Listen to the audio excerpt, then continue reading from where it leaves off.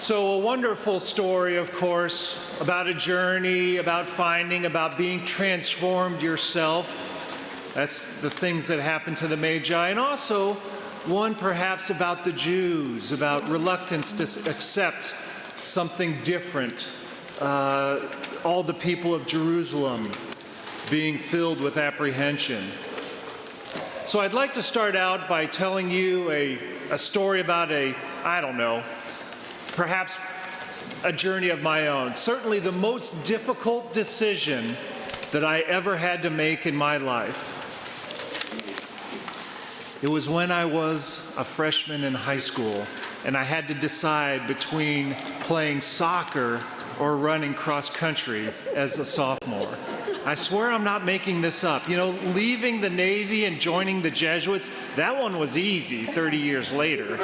Maybe because I'd been trained up in making these hard calls as a high school kid. But it was. I remember it took me a whole summer. So here's how it happened. I was a soccer player. And that's not just saying I played soccer. It's not just what I did, it's what I was. I was a soccer player. I was pretty good. I made the sophomore team as a freshman. Our high school kind of didn't have a football team. I mean, they did, but they kind of didn't. Soccer was the big deal. They had been state champions 4 years earlier, and it was a cool thing. And that was before the days of, shall I call it, the high school athletic industrial complex, and you didn't play sports year-round. And so that spring, no spring soccer because it hadn't been invented yet. And so not sure what to do. And my dad was probably wise here, probably saw something in the stars, said, why don't you go out for track, you'd be good at it. So I did. And the track team was tiny, it was in disarray. Our distance coach kind of quit through the season. And we got a new coach, luckily, just kind of out of nowhere.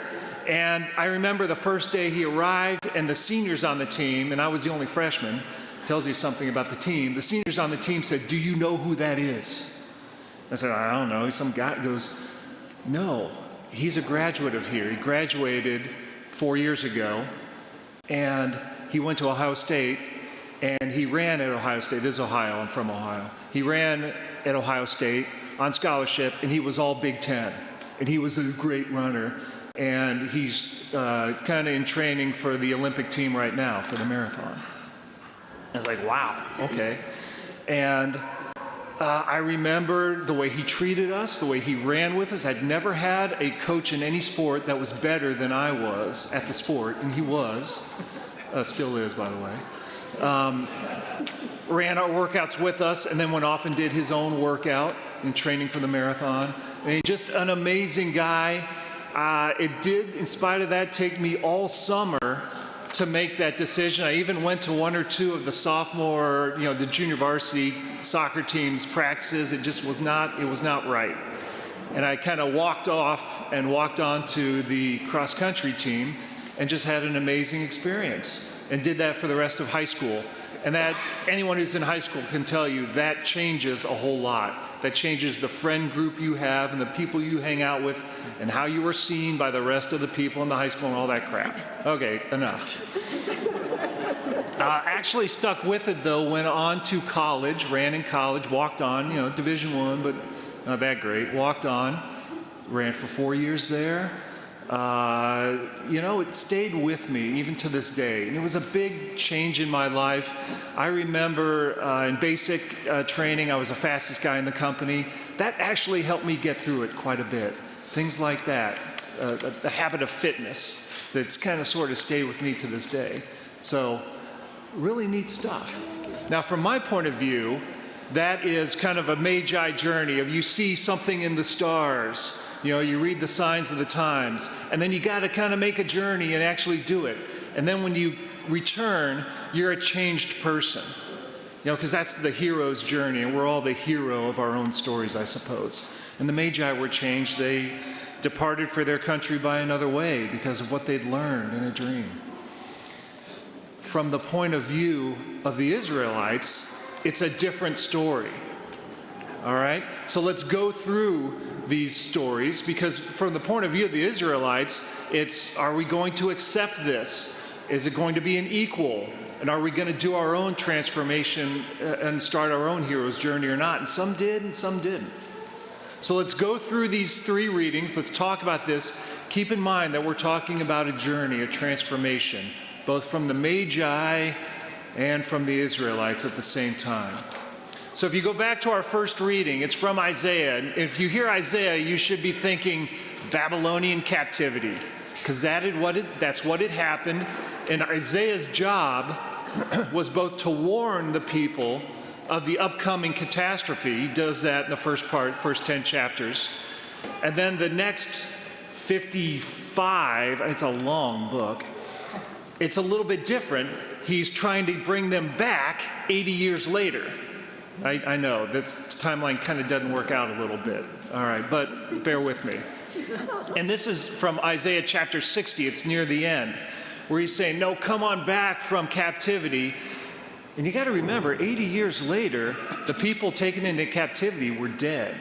He was talking to either their grown, elderly kids or their grandkids who'd grown up in Babylon, speaking Persian or whatever, and were accepted there because they were still Jews. And life is not that bad. And we heard about stuff in the old country where everyone was poor and things weren't going well, and they keep getting invaded. And we don't want to go there. And Isaiah's trying to bring them back, and he's saying things like, it's going to be great. We're going to rebuild the temple, and people are going to travel from afar, from Midian and Ephraim and from Sheba, and they're going to do him homage, and it's going to be awesome. And many do go back, and they do rebuild the temple. And we have this start of something called Second Temple Judaism. And it's kind of okay, actually. Except then the Romans invade, and now we're 550 years later, and the Romans invade and take over again, and now we're in Paul's time. And Paul is writing probably in light of the fact that the temple's not going to be there anymore. I doubt that he is there for when the second temple was destroyed by the Romans, but it could have been right around that time. And he's saying, look, this church is expanding yet again, and these Gentiles are coming, and they are different. You know, they're soccer players or whatever, okay? And we got to accept them. All right, and they're going to be co-equals and co-heirs. They're just like us. This idea, this Judaism has to expand. And it kind of does, and then it splits. And we're not quite sure how that happened. We know that by about 85 AD, we have records of a Jewish conference. And one of the byproducts was a prayer against this newfound offshoot known as the Way of the Nazarites, or the Nazarenes. And we think that was Christianity. And so they were saying that's anathema, that's beyond us. So something by 80-ish, 85 AD had split these two daughters of Second Temple Judaism, because the Second Temple had been destroyed in 72 AD, and now we got synagogue-based Judaism, rabbinical Judaism, which we have to this day, and this thing that they're starting to call themselves Christians. And the two kind of had a fight within the family. And that's a sad story. But it actually happened. We don't know how many people accepted these new groups and how many didn't, but they grew apart. So that's the story from the Israelites' point of view. That yes, people are going to be coming from afar, bringing their gifts, and then when they arrive, you got to decide whether to accept those gifts or not. And some did, and some didn't. And they grew apart, those that did and didn't. And then the story began of the transformation of those who accepted the gifts.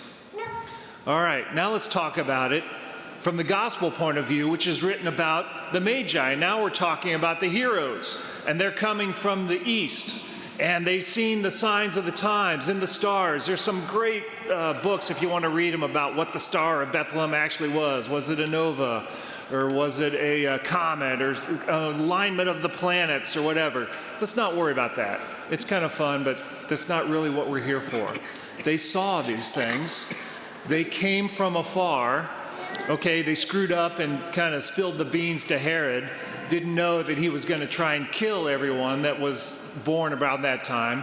That's the next reading, the massacre of the Holy Innocents. But then they finished the journey, offered up their gifts, and were themselves transformed for the journey back. Because they did see in a dream not to return to Herod and departed for their country by another way. They were transformed themselves by this epiphany, this seeing the light, this seeing of the new king. And they leave our story at this point. We don't know what happened out east in Persia where they came from, these astrologers, these learned men. We don't know what happened to them. We do know what happened to Jesus. We know what happened to the Holy Innocents. We know that the Holy Family became a refugee family, went over to Egypt for a while, and then didn't come back to Jerusalem, the axis of the world, went way up north outside of Israel to Galilee and worked on some Roman construction projects up there for a while. And then it all started. But they were changed as well, weren't they? Yeah, that became part of the story. All right, so now let's go back to Ohio. So if you were doing the math, my coach graduated in 1980. I entered high school in 84. That makes 1985, spring of 1985, spring of my freshman year, first track experience. All right, add 40 to that. 2025, I go back for that coach's 40th anniversary party of being a coach. He's still a coach. He's still there. We were able to field the cross-country team that first year, that fall year, my sophomore year, that was in 1985, because you only need 5 guys to score. You got a team of 7, top 5 score. That was kind of good for us, all right? I went back, and there was a workout going on. There were 80 kids on the guys' team, and another 80 on the girls' team. He was coach of both of them. They were perennial state meet, folks, just like the soccer team had been that one time, They were going every other year to the state meet. They were just a powerhouse. They were a bigger program than the soccer team at that point with 160 kids on the team. He was still there. He was not the fastest runner in the group, though. He said, yeah, I could still make varsity pretty easy, but I'm not the fastest. Now, one of the reasons is because his 2 sons had gone through the program. One was a sophomore at the time, and one was a senior. The senior has, actually, they're both at Ohio State now, both running. I think the senior's getting ready to graduate somewhere up in Ohio State. Here's the whole point. The cycle keeps going on. The journey continues. The hero's quest, whatever you want to call it. There were a lot more people transformed by that one guy than me. By that one team willing to say, yeah, we'll take this weird soccer player dude. I don't know, he's kind of got a mullet. That was soccer in the 80s. Oh, come on, it wasn't born like this. And they accepted me, and they were changed, and I was changed as well. So here we are, 2026, start of a new year, and we have our own hero's journey, because again, we're all heroes in our own quest. And we bring gifts wherever we come. And we hope that those gifts are accepted. And some will, and some won't. And the people that accept those gifts will be changed, and we ourselves will be transformed by the giving and by what we receive in return. And we'll depart a different way. That's what the Epiphany is all about. It's about that story 2,000 years ago, which references the stories from 500 years earlier. And it's about my story from 40 years ago. which references me to this day at Loyal Academy. And it's about your story today and what you are learning about the gifts that you give and receive in return, and how you are transformed in this new year of 2026.